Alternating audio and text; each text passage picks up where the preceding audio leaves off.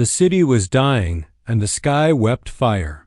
Mason Hale moved like a shadow through the wreckage, his boots crunching over shattered glass and scorched alloy. His helmet flickered with static, the coms long since reduced to garbled echoes. Somewhere behind him, another tower groaned and folded inward, the explosion muffled by the thick blanket of dust that hung over everything like the breath of a grave. He had seen cities fall before, but this was different. It wasn't just human. Screams echoing through the broken alleys now. The cries were thinner, higher. Alien. His pulse spiked. He slowed his steps, squinting past a crumbled shuttle pod and the remains of a plasma-churned barricade. Wind stirred ash into the air like snow, and for a moment it looked like the ruins were alive, breathing. Then he heard it again, so faint he wasn't sure if it was real, a whimper. Small childlike. He turned his body, weapon ready, though instinct whispered this wasn't a threat. And then he saw her. A flicker of motion. Just beyond a collapsed wall where rebar jutted out like twisted bone. Not more than 3 feet tall, crouched low with arms wrapped around thin knees. The figure was smeared in soot, clothes torn, hair tangled with fragments of synthetic fiber and ash. But even through the grime, her skin shimmered faintly, a lavender hue that caught the dying light, and her eyes glowed. A deep violet, bright like twin embers in a ruined world. She saw him and bolted. "Wait!" he called, moving quickly. She scrambled over debris, nimble and terrified, her bare feet slipping on the angled metal. Mason gave chase, leaping over a fractured girder and ducking under a beam still smoking from impact.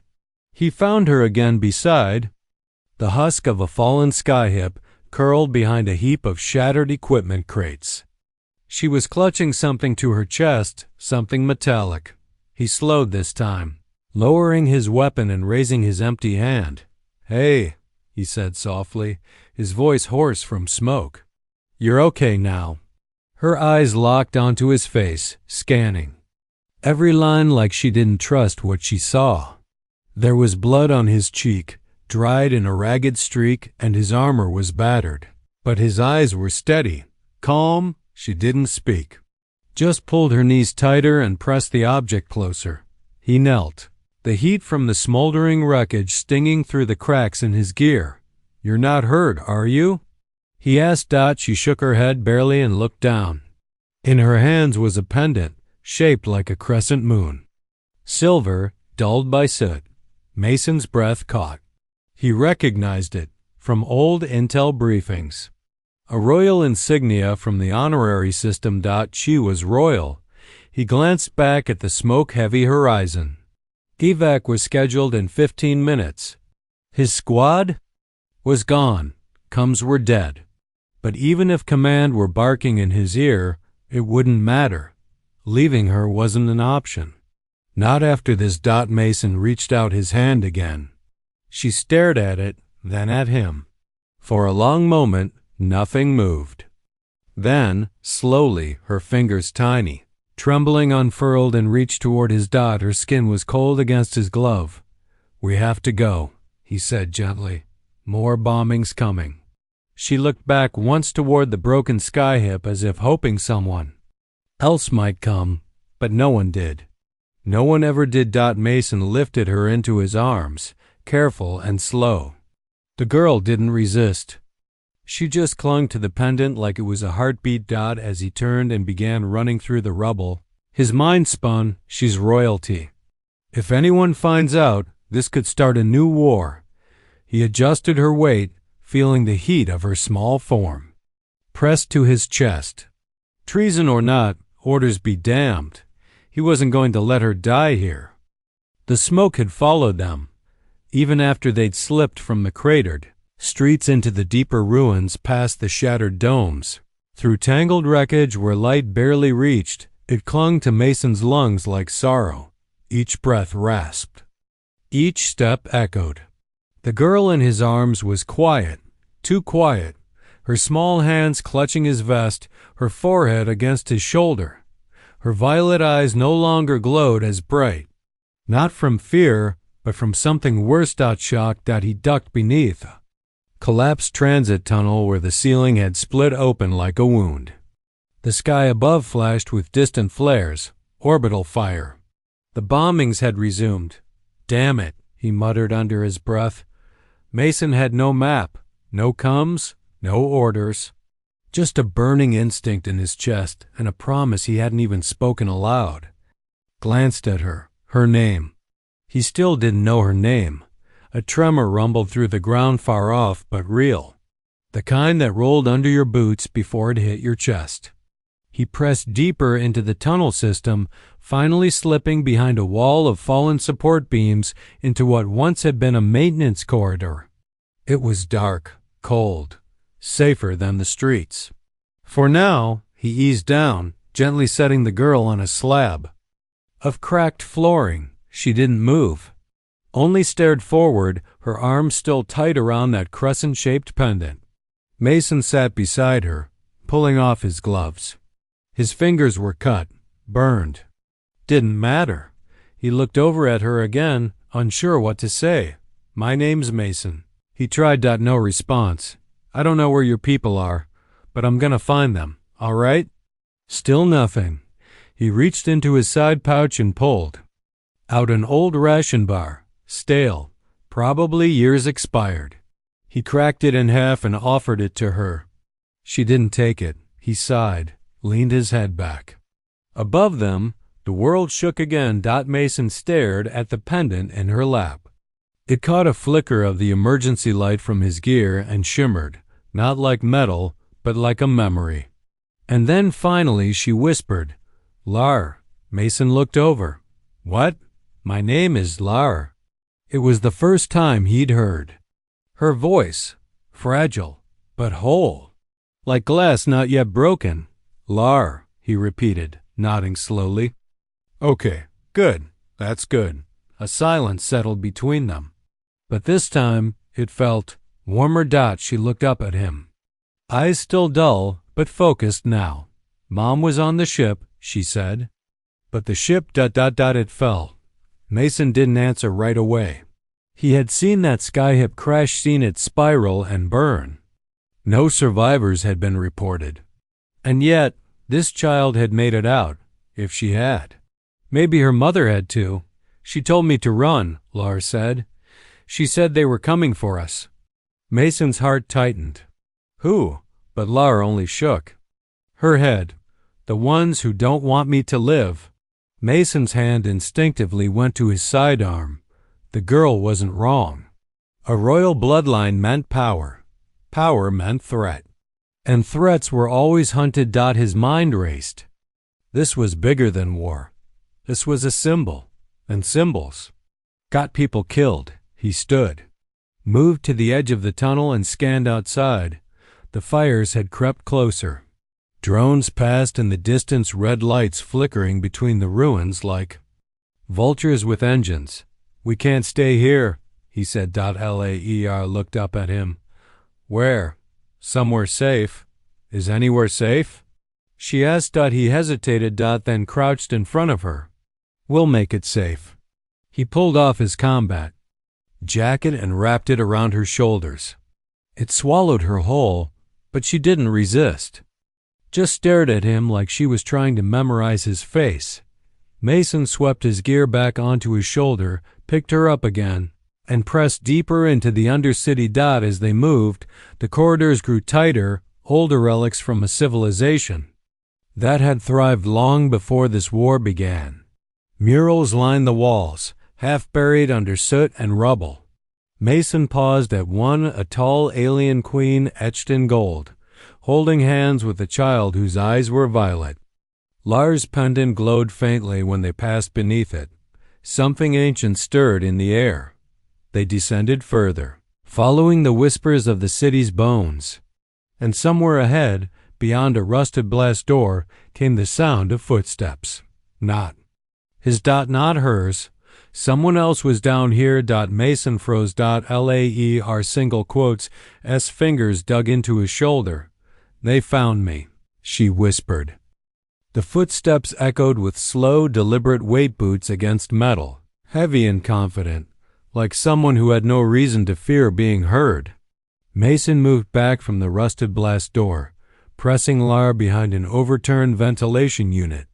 His hand hovered near his weapon, eyes scanning the dark for movement. The corridor beyond flickered as something passed through the emergency light stall, armored, smooth metal limbs that didn't match any human design. They weren't soldiers. Not in the way Mason had known them. These were collectors. He'd only heard about them in briefings, an elite strike faction designed by one of the rival alien houses. Not loyal to any empire, just loyal to contracts. Mercenaries wrapped in machine flesh. They didn't speak.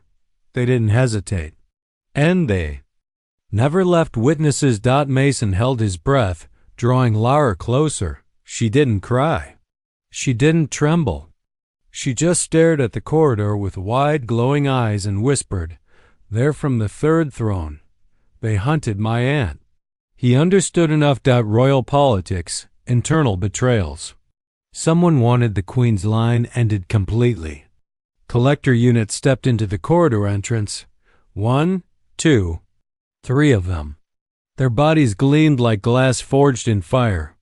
Their helmets had no faces, just a long vertical slit that pulsed red like a heartbeat. Mason checked his ammo. Half a clip left in the rifle. 1 charge in the pulse grenade. Nothing that could win a firefight. Not in these odds. He leaned down. "Talar, do they track heat?" She nodded slowly. Mason stripped his field pack, pulled the heat cell from its lining, and set it behind a slab of fallen concrete farther down the corridor. Then he whispered, "Run when I tell you." "Not before." She didn't argue. He counted breaths. 3, 2, 1. Then he hurled the heat cell toward the far end and detonated the pulse grenade. A flash. A roar. Walls shook and dust exploded into the air. The collectors pivoted like predators, their red slits flaring bright as they moved toward the noise, just as Mason grabbed Lar and bolted in the opposite direction through a service tunnel he'd spotted earlier. They ran. The tunnel angled downward, tighter, older. The lights failed. Mason clicked on his helmet lamp, casting harsh shadows across rusted pipes and mold-covered data panels. Lar clung to his side, breathing hard, but still silent. Behind them came the sound, not running, not shouting. Just the click of steel feet, echoing in rhythm, unhurried, inevitable. "They're following the echo," Mason said, more to himself. Damn it. He stopped at a sealed hatch. The control panel was dead, wires fried from age. He checked the emergency lever. Jammed. He drew his blade, shoved it into the seam, and began twisting. Muscles screamed. Blood from his earlier wounds reopened. The metal whined in protest. Then, with a shriek, the door slid open just enough for them to slip through. He shoved Lar inside first, followed, yanked the door. Close. Darkness. Total. Only the sound of Lar's shallow breath and the low thrum of something humming in the walls. He turned his light back on. They were inside an old transit hub, long abandoned. Remnants of broken tram lines ran through the floor, and shattered terminals still blinked with low energy. And on the far wall, half buried under rubble and moss, was something Mason didn't expect. A symbol, etched in ancient metal. The same crescent moon that Lara carried on her pendant. He looked at her. "What is this place?" She stepped forward slowly. Her pendant began to glow. "It's where she told me to go, if we were separated." Lara touched the symbol. The wall hissed. Panels shifted. A hidden door opened out behind it. A narrow chamber, round, glowing with soft blue light. A single console in the center, and beside it, A figure. Mason raised his weapon, then froze. It wasn't alive. A projection. Flickering, grainy but unmistakable. The queen, not in armor. Not in war paint.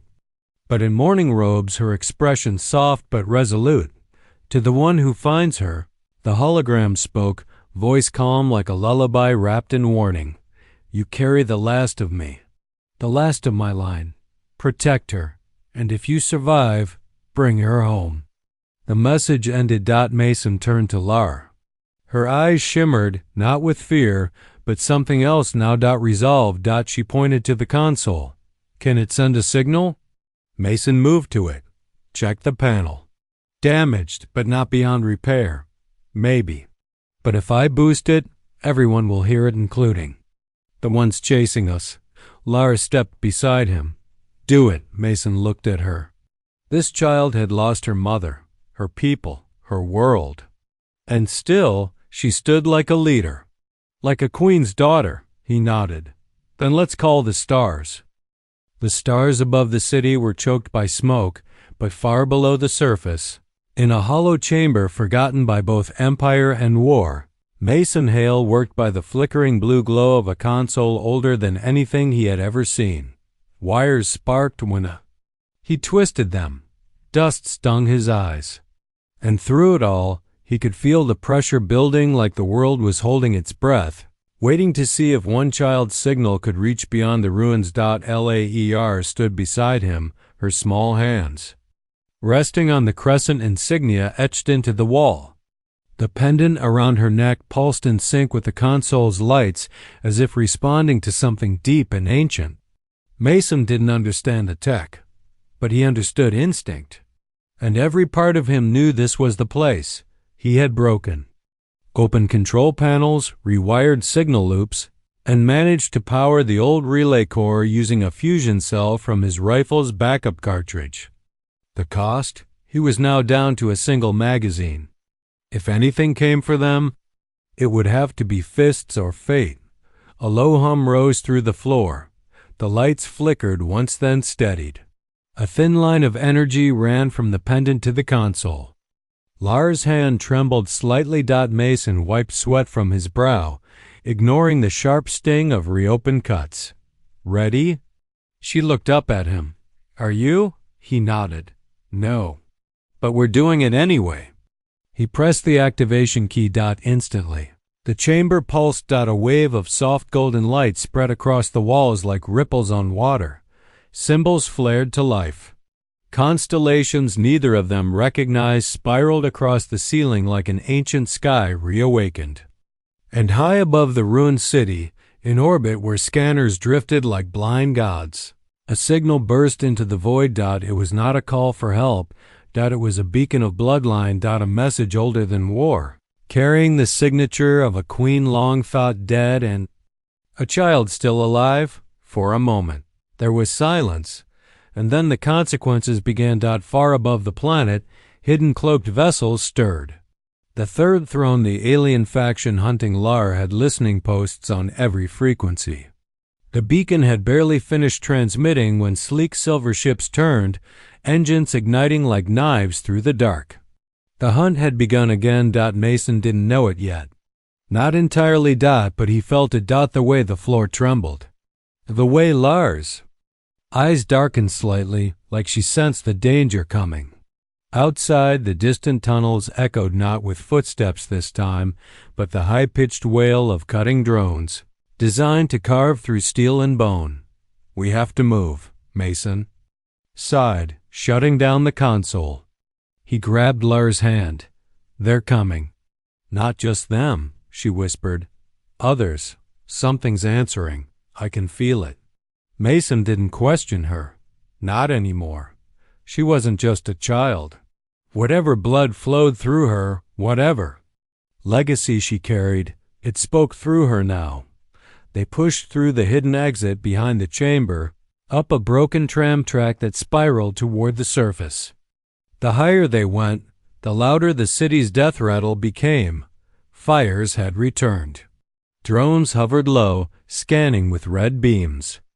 Strange metallic creatures slithered across walls, hunters in service of silence. They kept to the shadows, darting. From wreckage to wreckage, Mason's weapon raised, his breath sharp but even. His leg throbbed again, shrapnel still lodged in the muscle, but he ignored it. Above them, the clouds pulsed gold. He froze. "Look," Lower whispered. He turned his gaze skyward and saw it.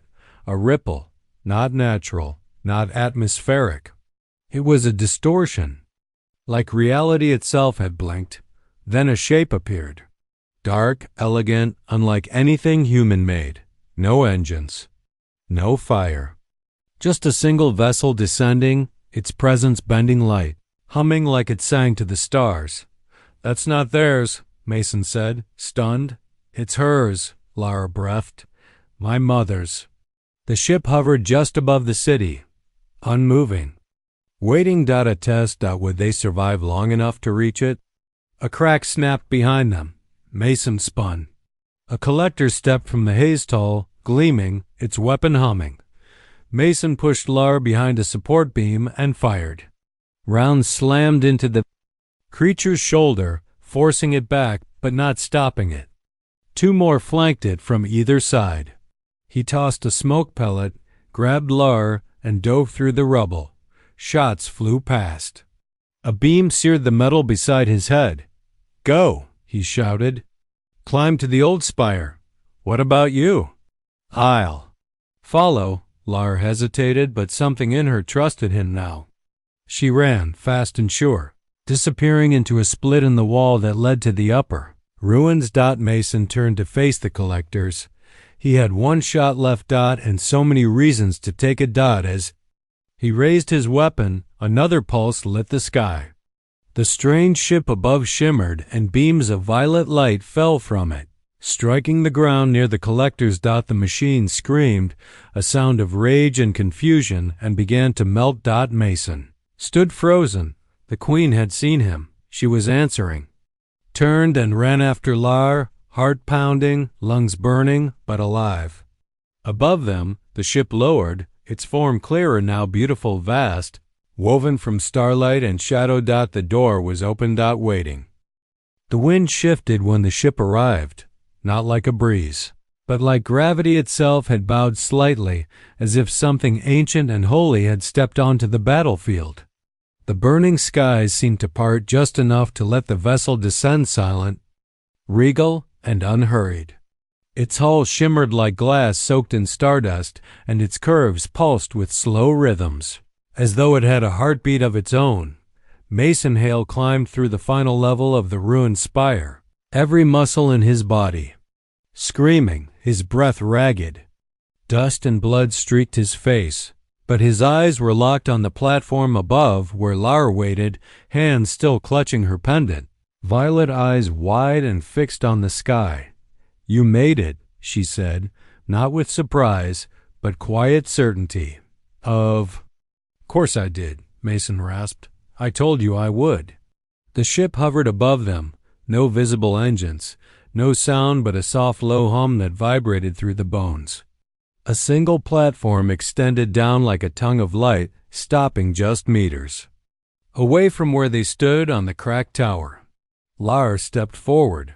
Mason held her back. "Wait." The light shifted.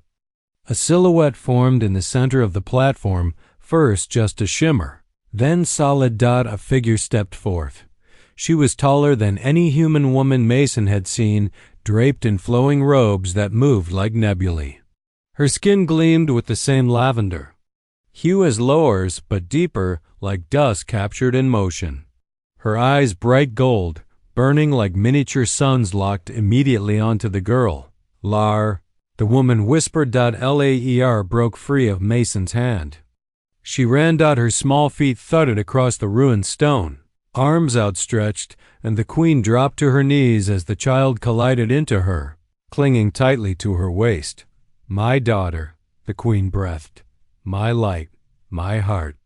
You're safe." Tears streamed down Lara's cheeks as she whispered the words she'd been repeating in the dark tunnels, in the fire-lit ruins, over and over like a prayer. "Mom, I'm home. Mason stood frozen. Part of him wanted to look away like he was intruding on something sacred, but he couldn't. He had never seen anything like it, not even in his own world. A reunion that shattered the silence of grief with the sudden beauty of hope. The Queen lifted her gaze to him. Mason instinctively stood straighter, like a soldier awaiting judgment. The Queen rose, holding Lars' hand, and stepped across the platform. The air around her shimmered with unseen energy. She looked at Mason for a long moment, no words, just searching. Her eyes glowed brighter, as if reading him beyond the armor, beyond the wounds, down into the core of his intent. Finally, she spoke. "You saved her."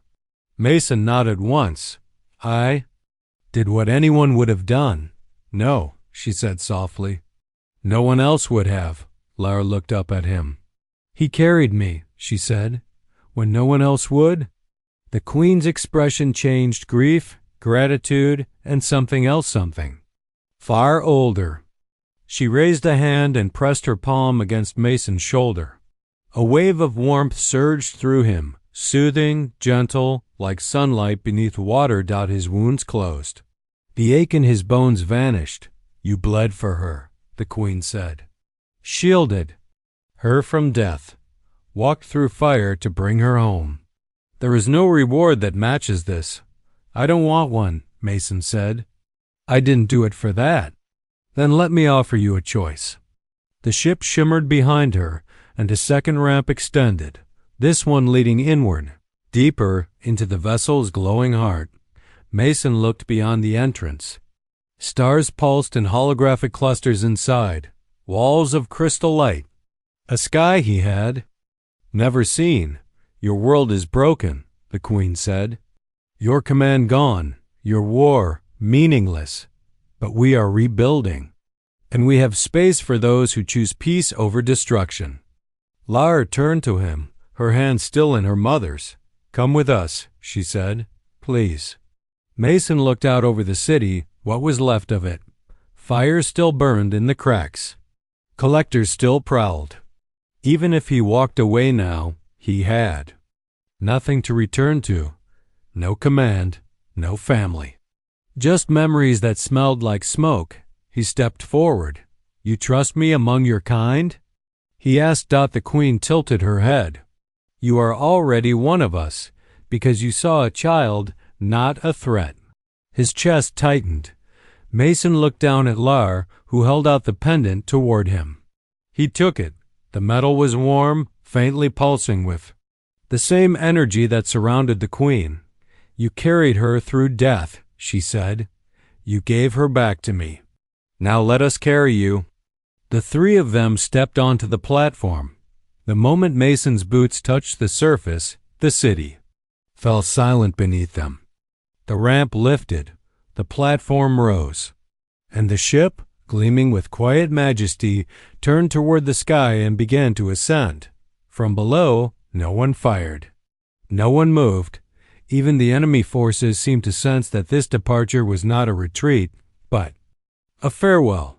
A warrior had made his choice, and the stars were waiting. The stars weren't what Mason expected. They weren't cold, distant things you only admired from a ship's viewport. Not here. Not inside this vessel. They pulsed. They breathed. As the alien ship lifted beyond the ash-choked skies of the ruined city and breached the edge of atmosphere, Mason found himself standing in the heart of something alive. Not alive like a creature with a pulse, but like a cathedral built from memory and starlight.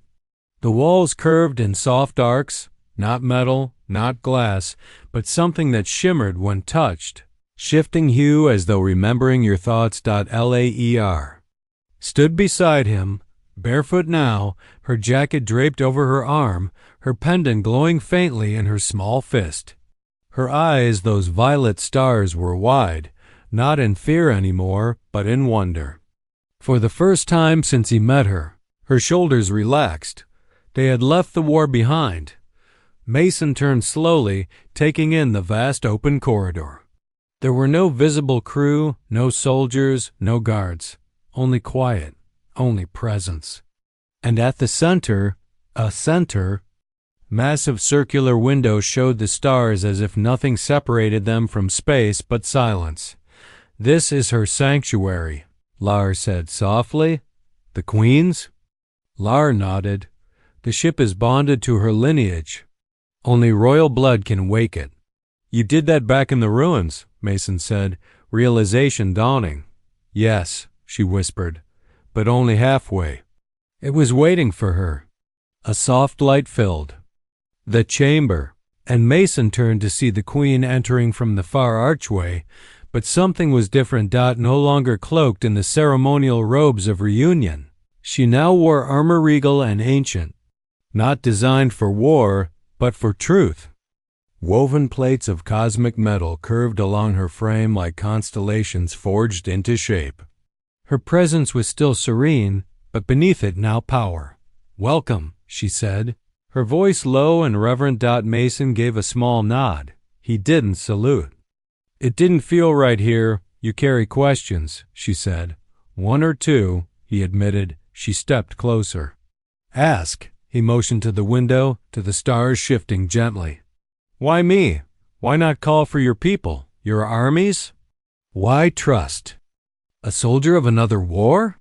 "Because," she said, "my armies are scattered, my allies fractured, and my bloodline hunted. And in the middle of that you found her, not as a weapon, not as a political asset. You found her and chose to carry her through death instead of completing your mission. That is legacy." Mason stared at her, unsure how to respond. It wasn't praise. It was something heavier, something sacred. "You are not the first human we have watched," she continued, "but you are the first who did not hesitate." Lar looked between them and then stepped forward. "Can he stay?" The Queen's eyes softened.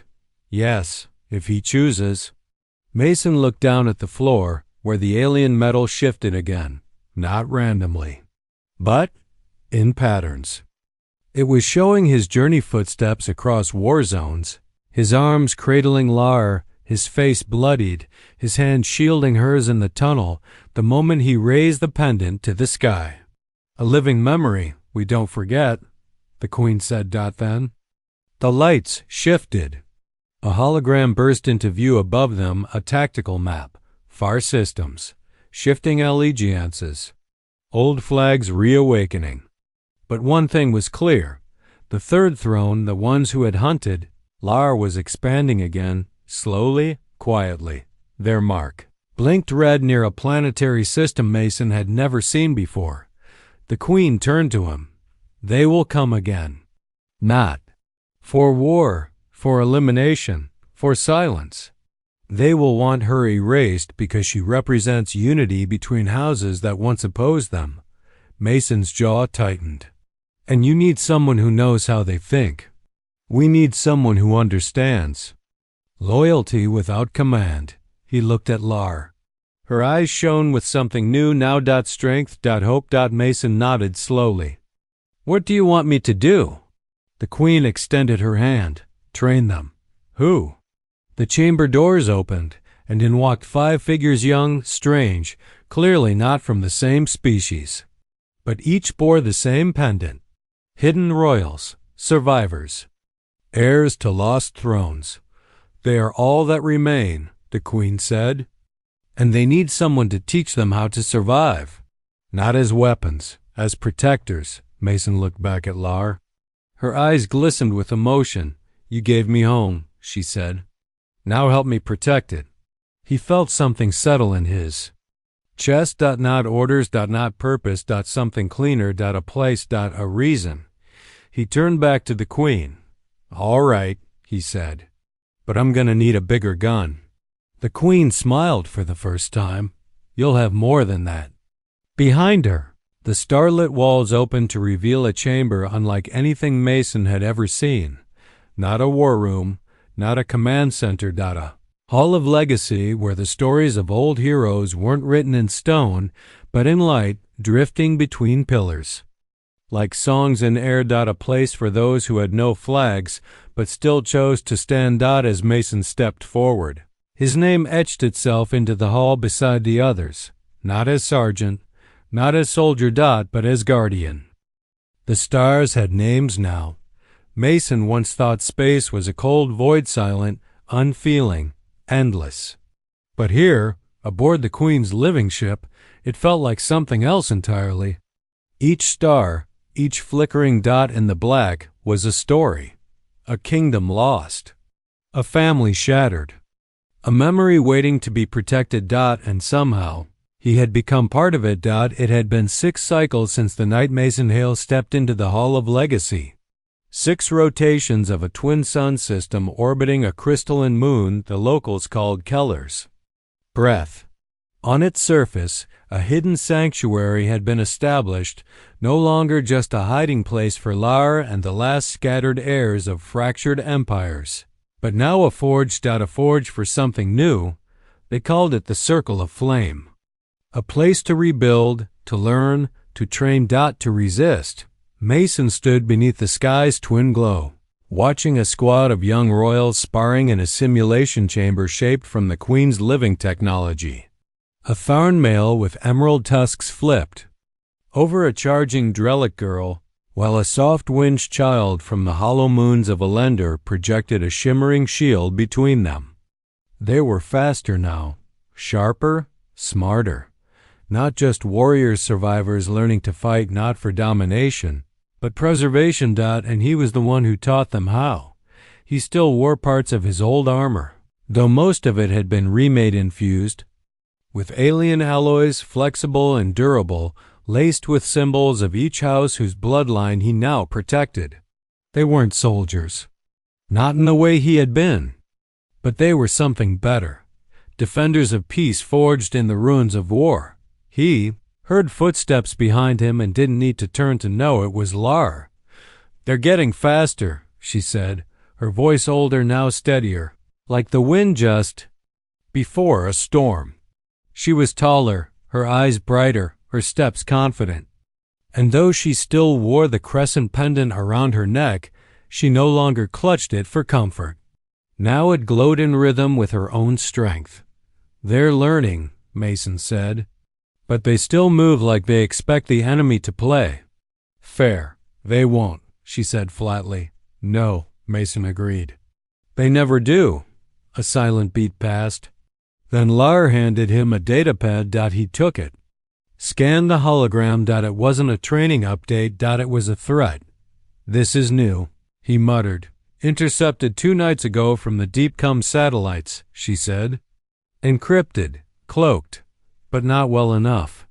On the pad, the red symbol of the third throne rotated slowly. Beneath it, an active directive. Priority Alpha Exile target. Code designation Lunar Ember. Objective: termination before uprising initiation. Mason stared. LAER pointed to the Cody name. "They mean me." His jaw clenched. He looked closer. The signal's point of origin wasn't just deep space. It had been rerouted through old human channels. Earth origin black sites used during the last war. "This shouldn't exist," he muttered. "These relay lines were decommissioned." "Someone's using your past," she said. "No, not just someone, a human." The thought settled like acid in his blood. "They're not just coming for you," Mason said slowly. "They're coming through me." His failure, his former command, his old clearance. It had become a backdoor into this new world. She met his eyes. "You said you would protect me." "I will." "Even if it's your own people?" He didn't hesitate, "especially if it is." Lar didn't smile, but her eyes shimmered with something stronger than joy-faith. Then another voice echoed from behind. "They're already here." Mason turned sharply. One of the young royals, the Tharn male, stood panting, eyes wide. "Pod just breached outer perimeter," the boy said. "It's not one of ours." An alarm pulsed through the sanctuary, low and deep, like a heartbeat warning of poison. Mason looked to LAER. She already had her weapon in hand. Forged from her mother's bloodsteel, shaped to her palm like it had always waited for her. "Let them come." she said. Dot and Mason smiled, not with cruelty, but with fire. Then let's show them what home feels like. They moved through the halls together, side by side. Mason's fingers tapped old codes into the defense systems he had helped design. Turrets hummed awake. Scanners reached through the atmosphere. The stars above blinked, quiet witnesses to the return of the war they thought had ended. But this time, there were no nations, only hearts that refused to break.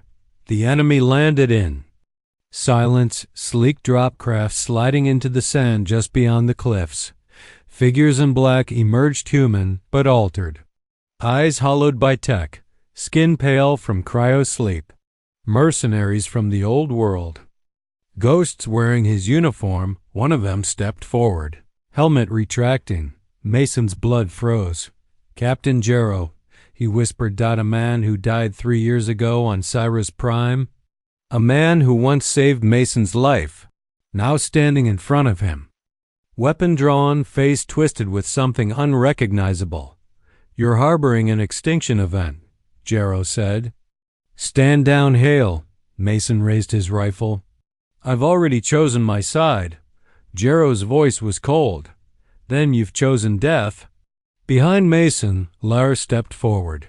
No, she said, her voice carrying through the wind, through the stars, through the silence of graves. He chose home.